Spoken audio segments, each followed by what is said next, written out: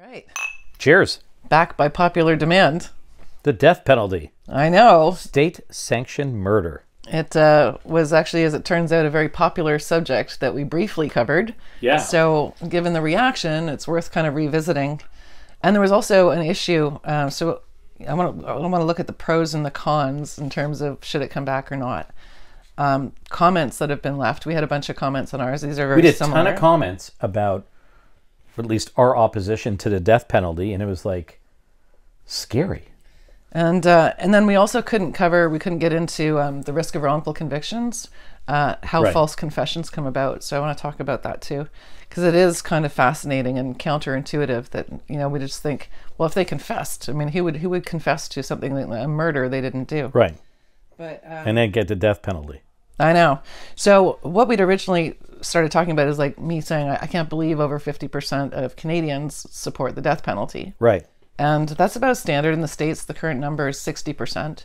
So we can assume that, more than half of our audience likely thinks that the death penalty should come back.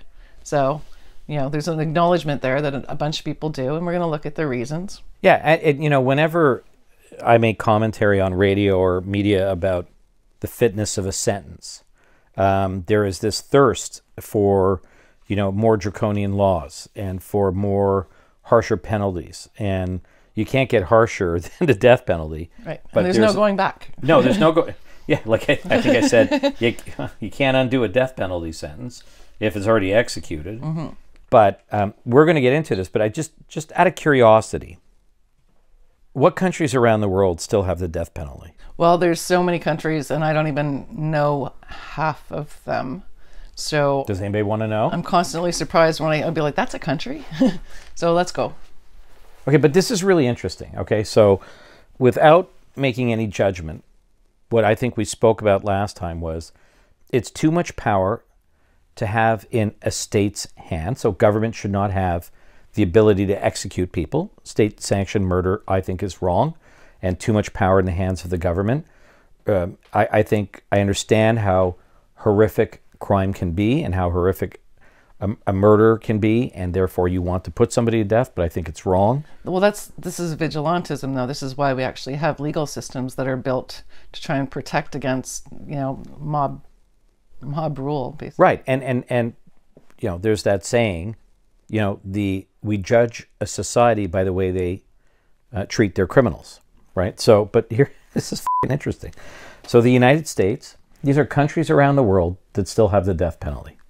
It's not every state in the States, but they still allow for it. Well, USA has it in various states. Saudi Arabia, Iran, Egypt, China, Sudan, North Korea, there's a surprise, South Sudan, Somalia, Pakistan, Singapore, that's for throwing a cigarette on the ground, Kuwait, Ethiopia, Yemen, Bahrain, Afghanistan, United Arab Emirates, Iraq, Comoros, which apparently has lovely beaches, Guyana, Uganda, and South Korea, which surprised me. We talk about crime rates, and we're going to go through the pros and cons, but there's this ridiculous concept that the death penalty, aside from denouncing the crime and for retribution, will have some impact on crime rates. Yeah. Well, I wanted to mention a couple of comments, which is absurd, too. so we'll talk about it. Some of the comments were kind of surprising. So they go, it's common for these criminals to commit a crime shortly thereafter.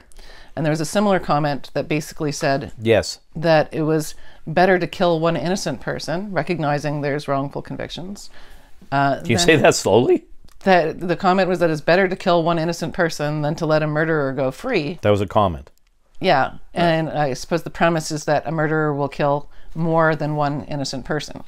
So they think it's a good balance. Okay. Right. So that's the kind of thinking. We did see a comment on our TikTok channel that I thought was really helpful.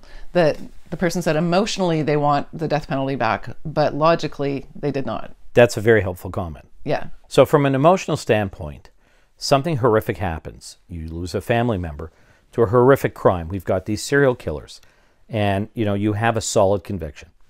Okay. So you will ponder death penalty emotionally is very satisfying. It can bring closure, and somehow the death of the criminal will satisfy to some extent the loss suffered. And a sense of balance. I also think too that because we have this fear of death, which some people say that they don't, that they have come to terms with it, but the fear is based on, from very good research, is based on not knowing when and how you could die. And so I think that there's a sense of safety that people get, thinking that their children are safer, they have to worry less about being attacked when they're sleeping in their own home and stuff like that, if murderers are put to death. So I think as there's an opposed to element sitting of safety in a prison for the rest of their natural life. And there was another interesting comment, actually, that some people were saying, it's an easy way out to have them be killed. It's almost, better to make them suffer and rot in jail. And then somebody said, oh, people should be given an option, if they want to rot in jail for the rest of their life with no parole, or if they want to actually, be killed. Well, that's interesting. If I'm correct, Timothy McVeigh in the United States, who did the domestic terrorist act and bombed that federal building, he did not oppose the death penalty and didn't appeal. Okay. So that's interesting, because you can fight. That's an interesting example of somebody who accepted the fate. Oh, and there was one other comment that stands out in my mind too, where they said the death penalty is too easy now because it's not as painful anymore as the electric chair used to be. So they actually thought we should not just have the death penalty back, but that we should try to find the cruelest way of doing it possible. Well, we can always speak to Iran. This has been going on for a long time. The debate about whether it's moral and just, or whether it undermines the civility of our society. So I just think it does. This is why I seem so glib about it. I just think this is not a moral act, and it cuts at the heart of who we are as a society. And I think civility in the way we treat our criminals, no matter how horrific, they'll go to jail for the rest of their lives. 23-hour lockdown in a cell, that's fine. But I just don't believe in state-sanctioned murder. It's government power, it's overreach. I don't like the concept. And they'll talk, look, I've always let's go thought through that this. I mean, the there's a ton justice of it. system was supposed to be focused on rehabilitation. I've always thought that, but then No. I've come to learn that it has a retributive? Yeah, so there's a number of factors. So when you're sentencing a person, one of the factors we like to focus on is rehabilitation. But there's also what we call either retributive justice or denunciation. So you have to denounce the crime. So there's an element in sentencing where the crime is so bad, you have to denounce it for what it is. And the sentence plays that out. And it is a punitive component. It's retributive in a sense that also, it's justice for... Whoa. Actually, before we get into that, you know what I think we need? What? Chris Assie. We need Christopher. Oh my God. It's like the magic of the internet. Oh my God. This is Chris Assie all of a sudden, and what are you holding? Oh, I was just in my office and somebody clicked their heels 3 times, I think, and I suddenly appeared. I was just taking a look at the sentencing provisions of the criminal code. Wow. What a coincidence. What are our principles of sentencing, Chris? So I heard you guys talking about some of the principles that underlie our sentencing regime here in Canada. And funny enough, it's actually in the criminal code, a specific enunciation of the principles that have to be taken into consideration. And so obviously the fundamental purpose of sentencing is to protect society and to contribute, along with crime prevention initiatives, to respect for the law and the maintenance of a just, peaceful, and safe society. So a court has to take into consideration denunciation. So what does that mean? Well, it means actually imposing a sentence that demonstrates our social reprehension towards whatever the offense was. Right.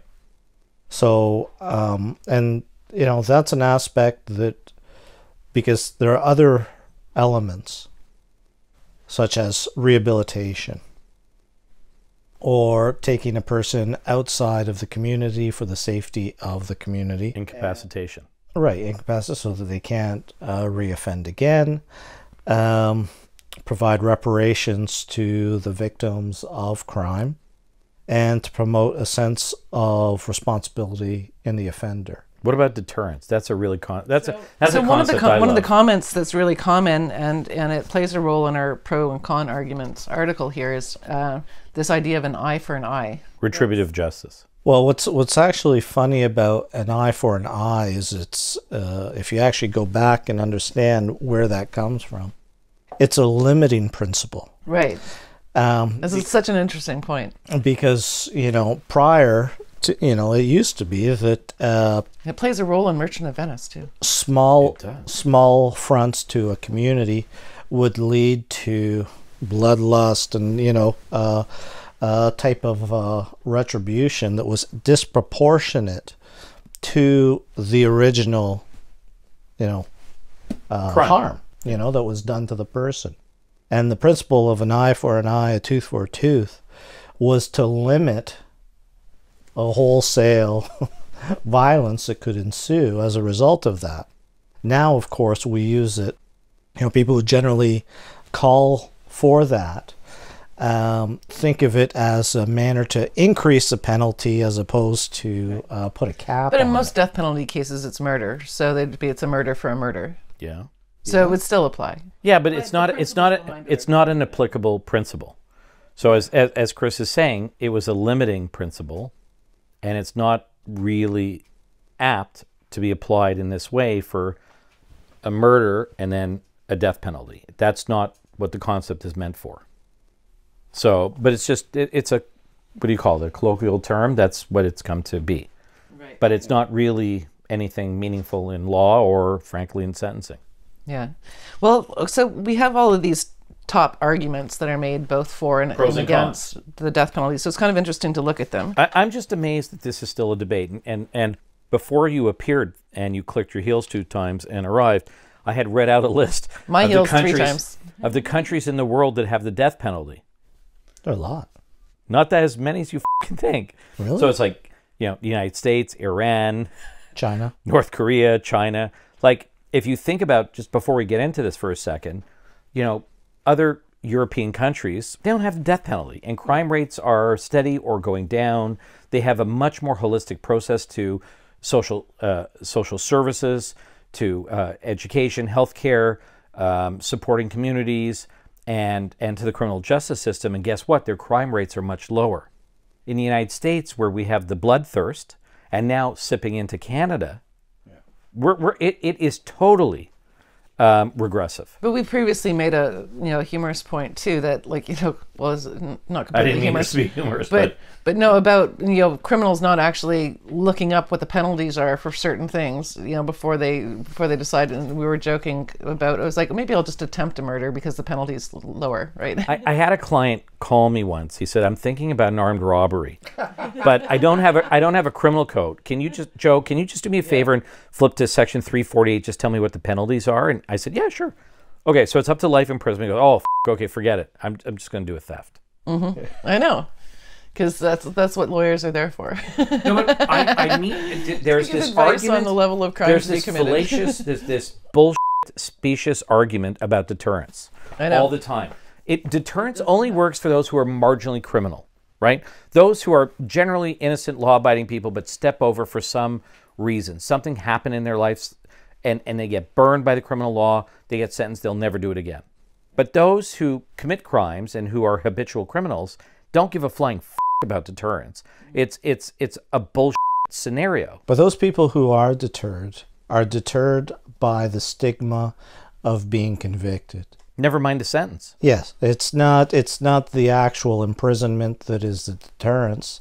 It is the collateral effect of a conviction and the stigma of going through the criminal justice system themselves. I agree. So general deterrence, because there's of course difference between general deterrence and specific deterrence. General deterrence being I have to punish this particular individual so that it sends a message to the rest of young men out there, and it's typically when deterrence is really kind of used as a sentencing principle, tends to be applied to young men in particular. But of course, the evidence of that... And those from marginalized, discriminated communities, disproportionately. Disproportionately. Right. That's exactly Disproportionately end up on death row. Well, that's... We're going to get there. Yeah. You're right. So that's general deterrence. Specific deterrence is to, mete out a punishment that's painful enough to this particular individual so that they don't do it again. Well, death sentence would do that. So what Sorry? So go through it. Let's talk about it, because there's... Your eyes are better than mine, so you can... I don't know, but you got this great piece about the pros and cons for the death penalty. This was great that you pulled up. So, which we should say came from, it says at the top, I think it's procon.com. Procon.org. And so one of the pros, for example, is they're dead. Proponents of the death penalty being legal... Okay, just give me a break. Proponents of the death penalty being legal argue that such a harsh penalty is needed for criminals who've committed the worst crimes, that the punishment deters crime, and that the U.S. Supreme Court has upheld the death penalty as constitutional. Okay. Con. And then we'll talk about it. Right. Con. Opponents of the death penalty, being legal, argue that the punishment is cruel and unusual, thus unconstitutional, that innocent people are put to death for crimes they did not commit, and the penalty is disproportionately applied to people of color. An interesting point. Not just people of color.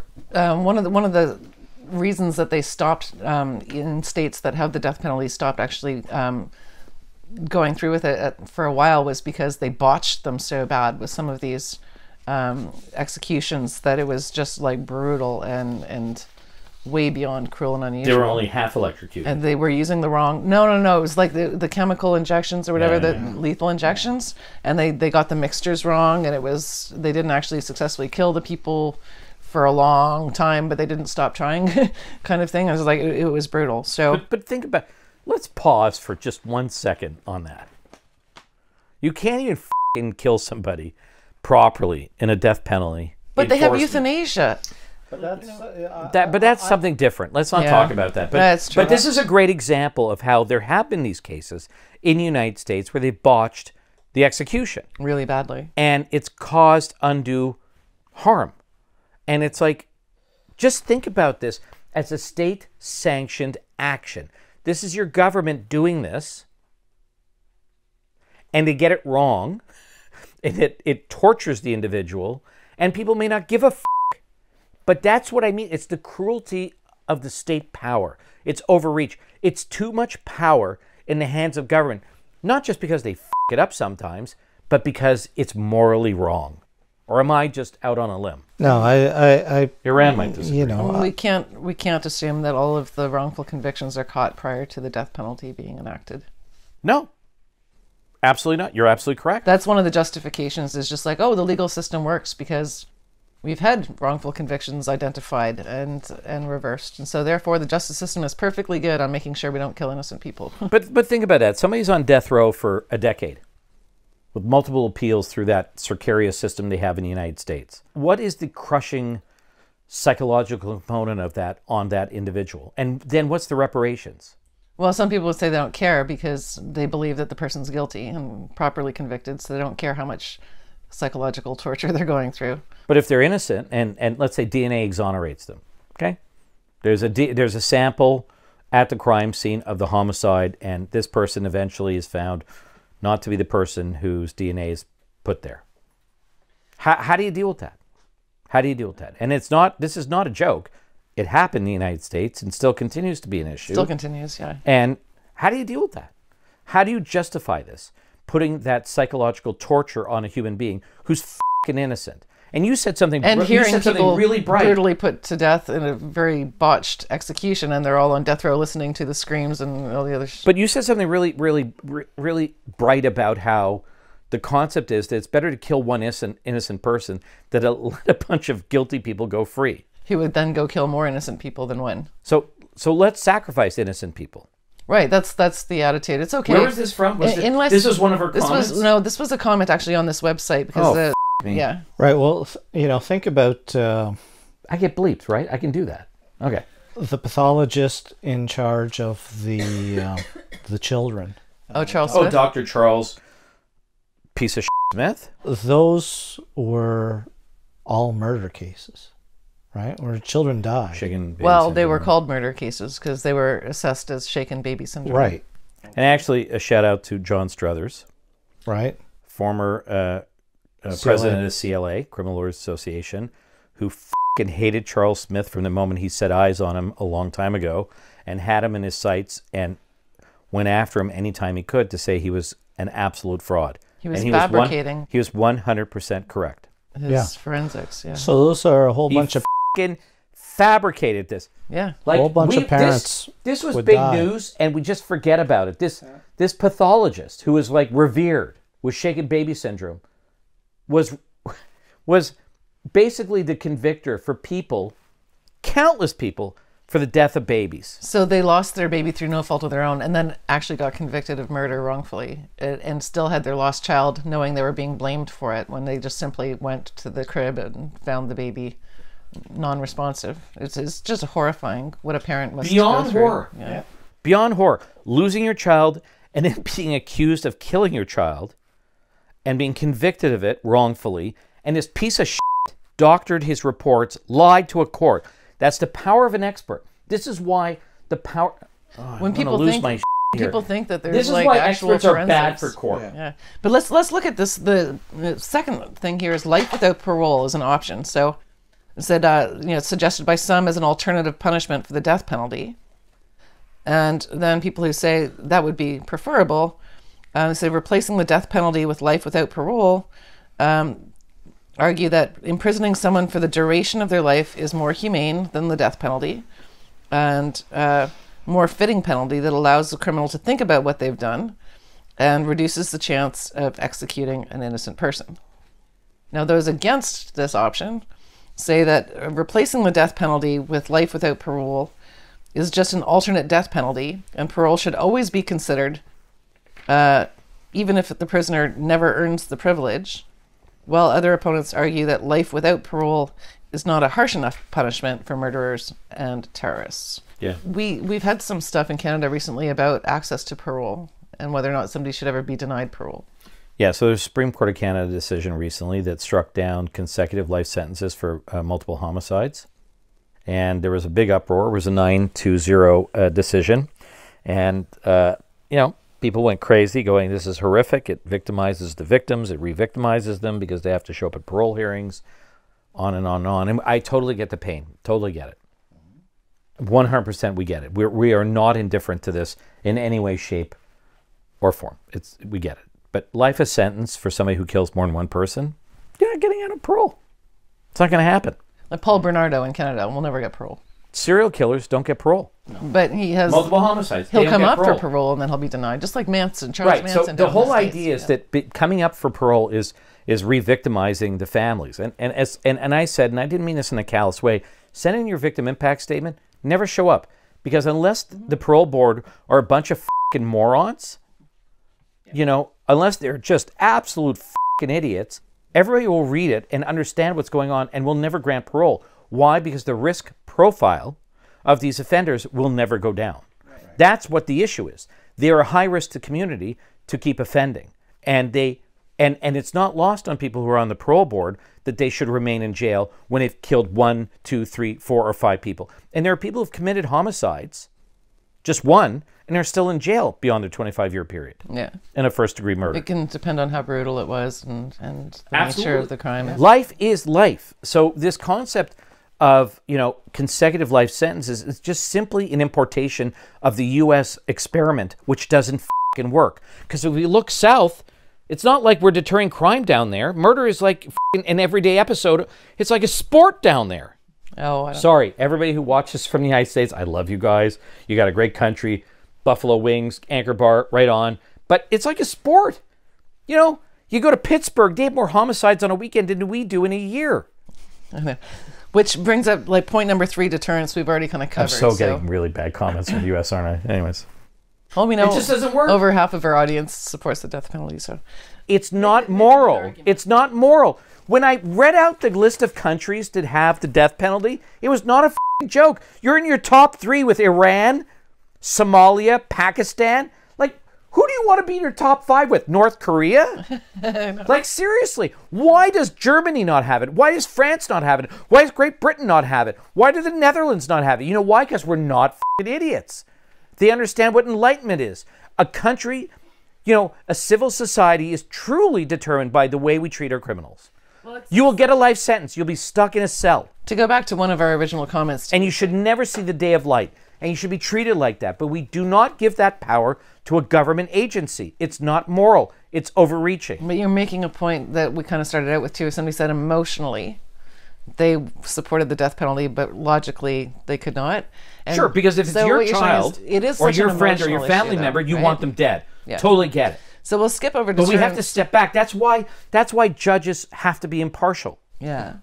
We have to step back from imposing the sentence or judging on a trial. Yeah, because people would also want people dead for offenses that are much lower than murder, right? If I get a bad Google comment, I want them dead. Yeah. You know? What about retribution? Is that a legitimate issue? Retribution, you've got a sociology degree?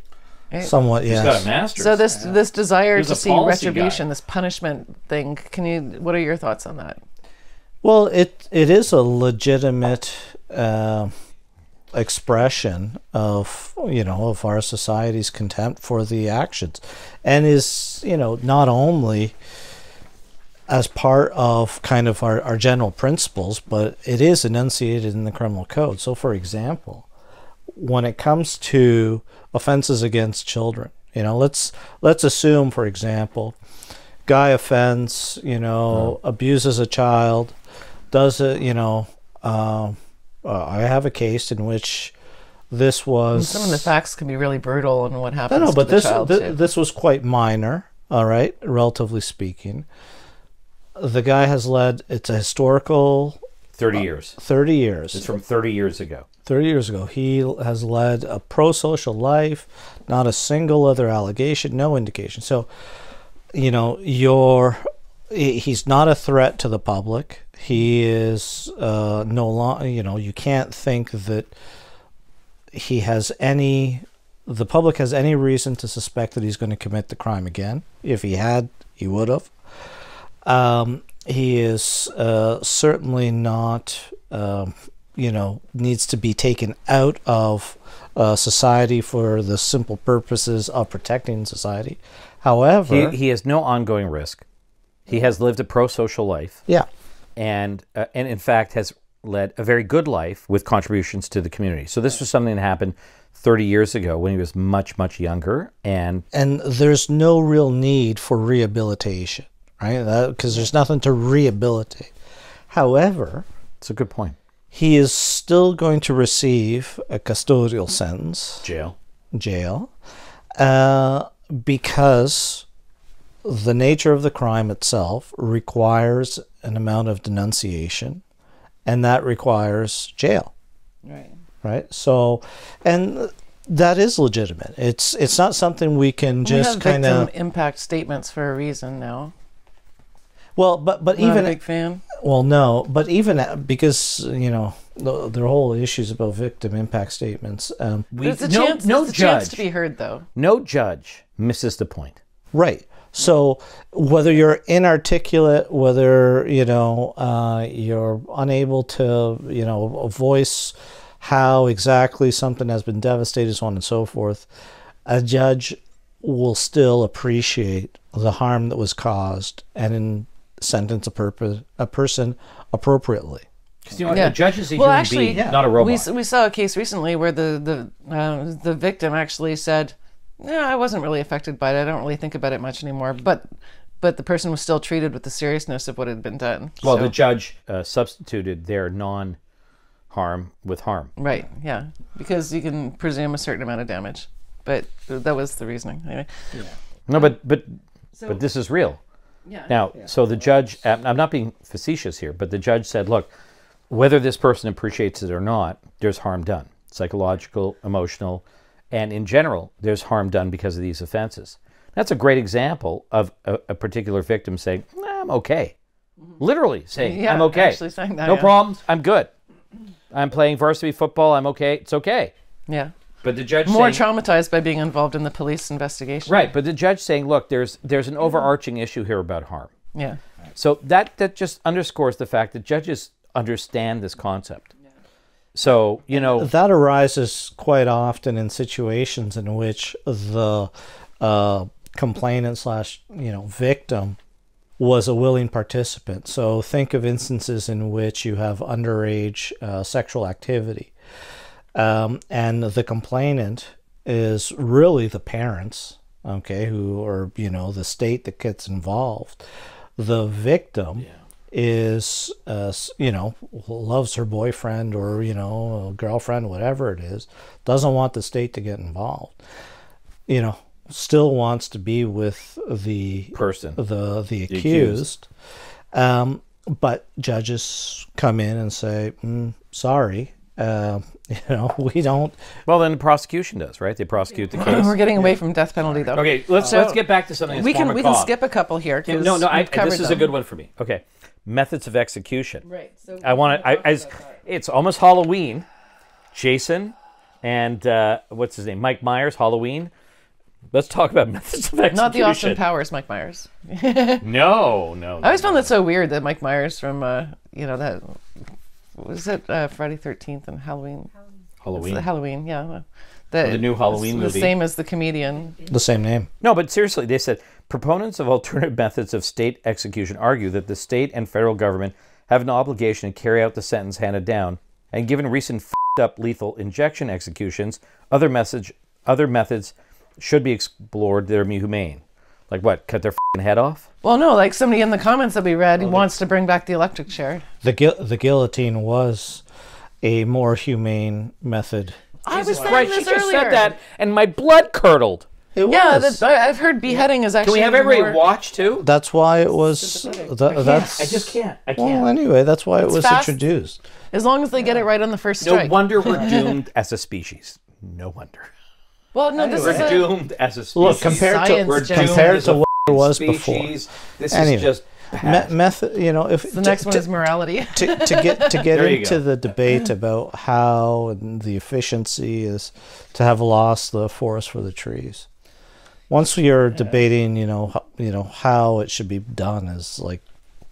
Actually, I'm going to toss this too because the last two are just too technical. Medical just professionals' participation because they have an oath. So what is it? What is it? And then the federal death penalty. Let's get more emails and comments, please.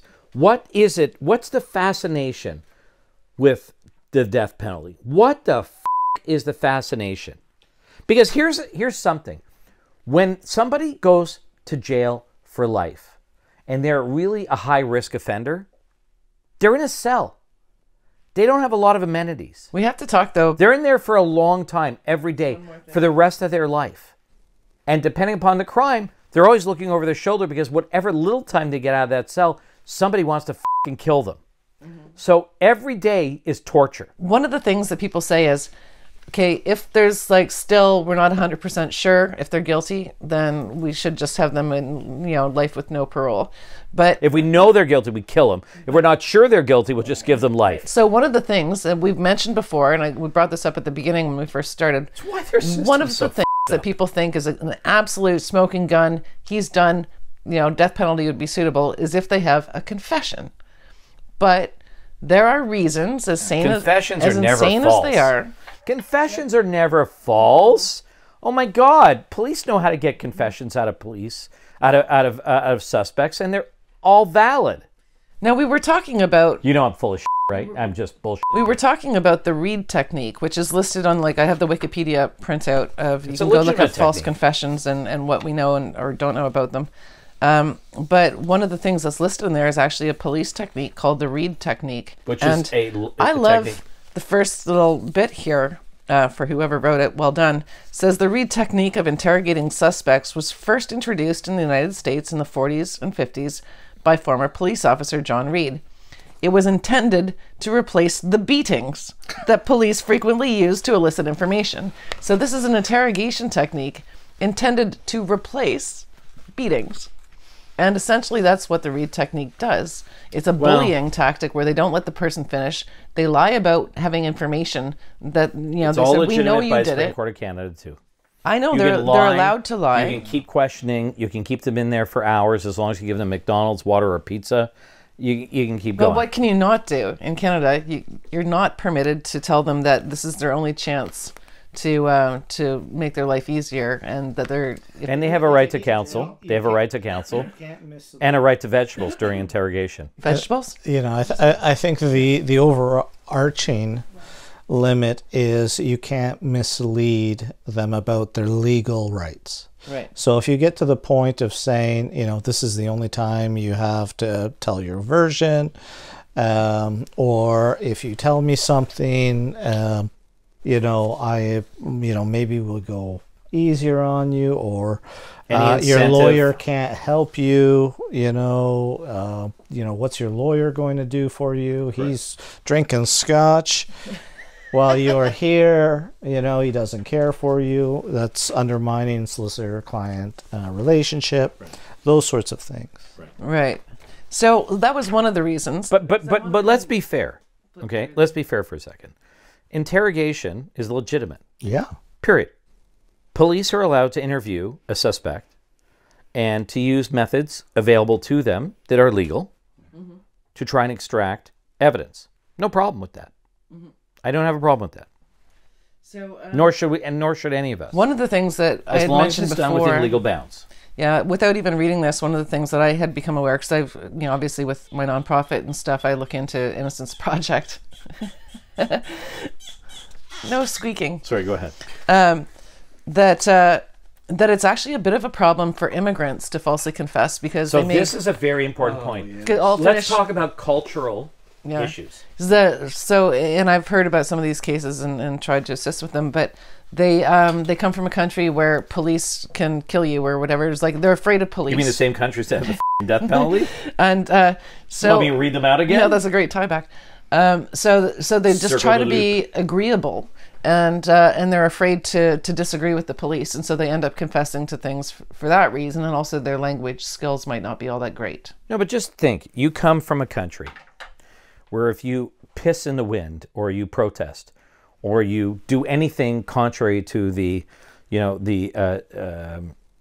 ethos of the government, you're f***ed, okay? So you can get brutalized, and your rights are gone, and you're subjugated in that country, or God forbid, you're a person of caste or particular background that country hates even more than anything else. Or something happens to your family. Members of your family disappear. Okay, and you come to somewhere in North America, and you're like, oh, thank God I'm here, land of opportunity, rights, and all that other shit. And you wind up in an interrogation. Wrong time. And then what are you doing? You're terrified of anybody with a gun in a position of authority. And what do? Well, I'll tell you anything you want to know. I'll just agree with whatever you say. I'll just agree, because I'm terrified that you'll kill me. And this is a similar problem with young children, because they have been trained basically to follow authority from adults and to agree with people. And no, my kids, they don't give a shit about authority. They but couldn't care less. It tends to be a more common problem with false confessions in young people, especially if they're not incredibly intelligent. That's why, luckily, we've learned somewhat our lesson, and in Canada, a parent is permitted to be present for a young person. Right, when being interrogated. And in terms of popular culture and stuff too, most people believe that Brendan Dassey in the Making a Murderer case, that was the issue with him. No, that was insane. That was stupid. I don't even know to go back to talk about it, but the reality is... But it's an example that people can identify with. He was at such a disadvantage, that young man. But incredibly low IQ. But this is what I'm so going to get in trouble here. The United States doesn't just investigate. They mediagate everything. They make an arrest, there's a press release. They vilify and convict the person in the media before they even have a trial. So I just can't deal with that. We don't do that in Canada. It's not done in Great Britain or other countries. It's just unique to the United States. Again, I love our U.S. subscribers. God bless them. And we got to end this soon. Yeah, but it's a problem. But when we're talking about the death penalty, it's not a joke, because people actually want the death penalty. I'm on radio when we're talking about sex assaults or other horrific crimes. And I got vilified when I stood up for the Supreme Court of Canada with the striking down consecutive life sentences, because I said that's humane. It's in line with human rights legislation across the world. And you know, people got pissed off about that. You should see what happens at the bar. No, I agree with you, but you know, this is like, what is our bloodthirst here? I know. We need civil society, and we see so much bad playing out. This is a microcosm, or maybe a crucible of understanding what the is wrong with the way we're thinking. And we need a better way to rethink this. So here's something to end on. It's from the Wikipedia article. Again, it says under impact on the judicial process.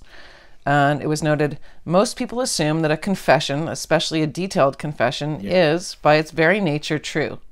Confession evidence therefore tends to define the case against a defendant, usually overriding any contradictory information or evidence of innocence. A suspect's confession sets in motion a seemingly irrefutable presumption of guilt among justice officials. The media, the public, I lost my glasses aren't good enough, and lay jurors, I just need progressives now. This chain of events, in effect, leads each part of the system to be stacked against the individual who confesses. Yeah. And as a result, he is treated more harshly at every stage of the investigative and trial process. He is significantly more likely to be incarcerated before trial, charged, pressured to plead guilty, and convicted. And it happens disproportionately to marginalized communities, people of color, in our communities in Canada, Indigenous individuals. It's bad. It's bad. And that's why we don't need the death penalty. Well, no to the death penalty. For different reasons. And we got to be, and here's another takeaway. Let's be careful about confession evidence. Let's not forget about the frailties of this. I want to quote a Supreme Court comment: "We must and can do better." Right on. Cheers. But not about getting convictions. But not about increasing convictions. I know. I always like to turn those things against themselves. Right on. Tweet. Leave comments. Share. Yeah, those things.